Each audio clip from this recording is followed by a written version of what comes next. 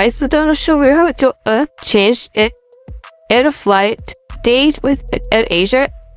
And before I continue, don't forget to subscribe for more AirAsia tutorials. So head over to Google and type in now to schedule flight ticket AirAsia. Click on the first day. We'll get to this page. So the first step is to click on purchases on the AirAsia official website. Now log in with your account and select the flight to change here. For example, select the flight to change the corner 3 dots here, and you'll be directed to this the forum. Or you can select change selected flights. Click on that key in the bottom, and you now have to choose your new date here and click on confirm.